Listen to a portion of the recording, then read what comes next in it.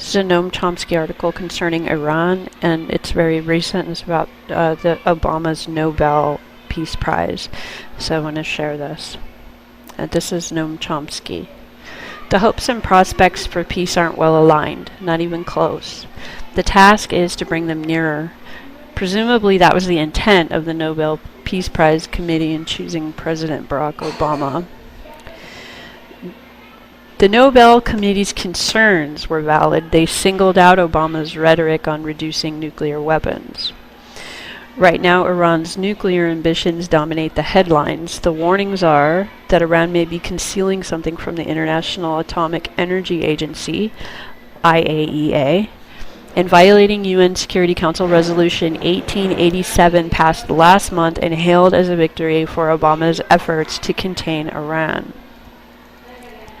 Meanwhile, the debate continues on whether Obama's recent decision to reconfigure missile defense systems in Europe is a capitulation to the Russians or a pragmatic step to defend the West from Iranian nuclear attack.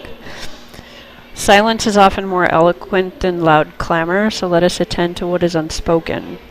Amid the furor over Iranian duplicity, the IAEA passed a resolution calling on Israel to join the Nuclear Non-Proliferation Treaty, NPT, and open its nuclear facilities to inspection. The United States and Europe tried to block the IAEA resolution, but it passed anyway. The media virtually ignored the event. The United States assured Israel that it would support Israel's rejection of the resolution, reaffirming an understanding that has allowed Israel to maintain a nuclear arsenal closed to international inspections.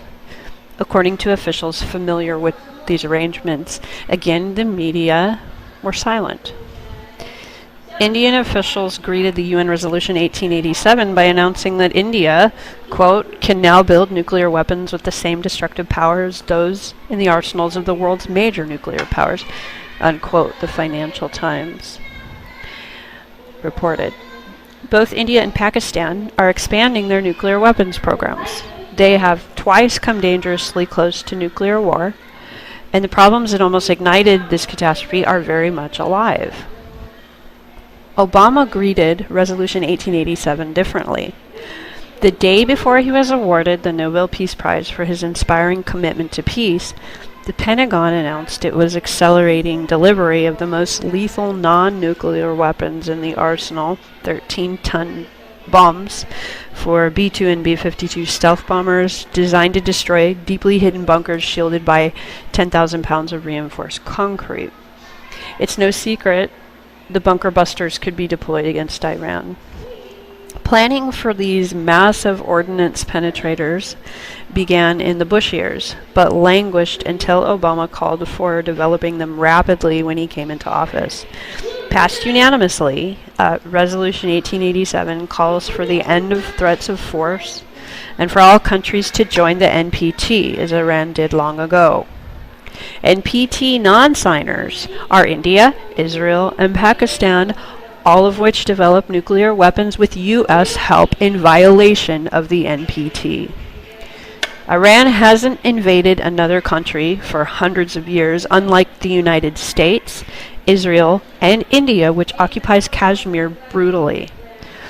The threat from Iran is minuscule. If Iran had nuclear weapons and delivery systems and prepared to use them, the country would be vaporized. To believe Iran would use nuclear weapons to attack Israel or anyone, quote, amounts to assuming that Iran's leaders are insane, unquote, and that they look forward to being reduced to, quote, radioactive dust, unquote. Strategic analyst Leonard Weiss observes, adding that Israel's missile-carrying submarines are virtually impervious to preemptive military attack, quote-unquote, not to speak of the immense U.S. arsenal. In naval maneuvers in July, Israel sent its Dolphin-class subs capable of carrying nuclear missiles through the Suez Canal and into the Red Sea, sometimes accompanied by warships, to a position from which they could attack Iran, as they have a sovereign right, quote-unquote, to do, according to the U.S. Vice President Joe Biden.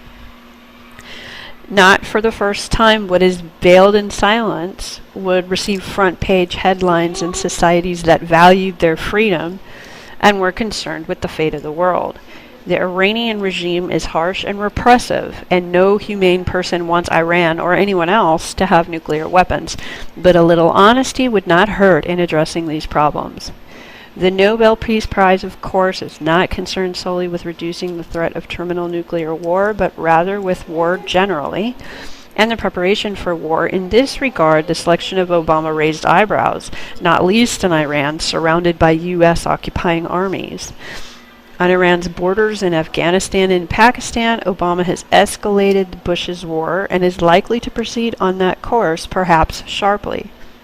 Obama has made clear that the United States intends to retain a long-term major presence in the region. That much is signaled by the huge city within a city called, quote, the Baghdad Embassy, unquote, unlike any embassy in the world. Obama has announced the construction of mega embassies in Islamabad and Kabul, and huge consulates in Peshawar and elsewhere.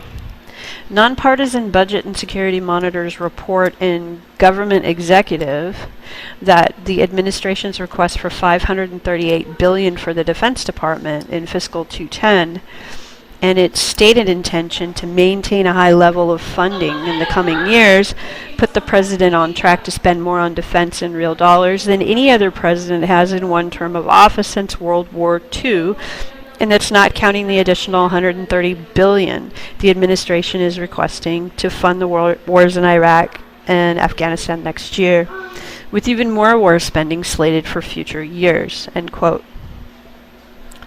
The Nobel Peace Prize Committee might well have made truly worthy choices, prominent among them the remarkable Afghan activist Malalai Joya, Joya. This brave woman survived the Russians and then the radical Islamists whose brutality was so extreme that the population welcomed the Taliban.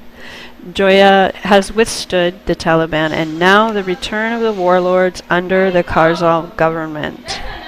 Throughout, Joya worked efficiently for human rights, particularly for women. She was elected to parliament and then expelled when she continued to denounce warlord atrocities. She now lives in underground, under heavy protection, but she continues the struggle in word and deed. By such actions repeated everywhere as best we can, the prospects for peace edge closer to hopes. And this column appears in edited form in These Times, December 2009 issue. There's a New York Times syndicate, I guess, in These Times. This is typical for Noam Chomsky to end with some quote of hope. He's so funny like that. He does it on purpose, and he constantly, in his writings, he peppers everything with public opinion polls and always tries to give you the impression that the public wants what's right, and you can do it just all the time, because of the information that he brings to light is very depressing, and people get depressed about it. But whatever, this is typical Chomsky bringing out international resolutions that are continually blocked by the U.S.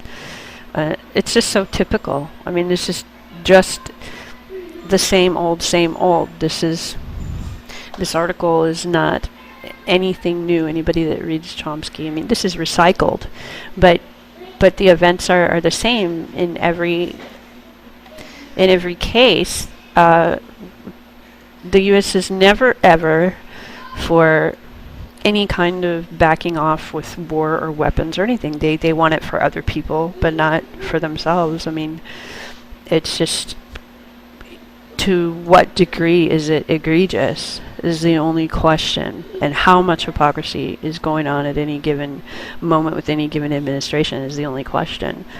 And but to not read Chomsky is, I mean, you don't even know what's going on if you don't read him. And I just think it's important. So I've been looking for something to put up on YouTube, and this just came up today, and it's good. And then I need to dig back, as there's a Chomsky blog with just tons of information. I need to dig back to the financial stuff that was posted so forever ago. I'm not looking forward to that, and I don't have a connection right now, but I have another video to do on the fact that we have all kinds of laws in place that are just not being used and enforced regarding capitalism and whatnot. So, but I want to post anything I find on Iran because that's going to be the main topic. You're not going to hear any kind of real information on it, and it's going to be maddening to me, so I have to at least put my 2 cents in.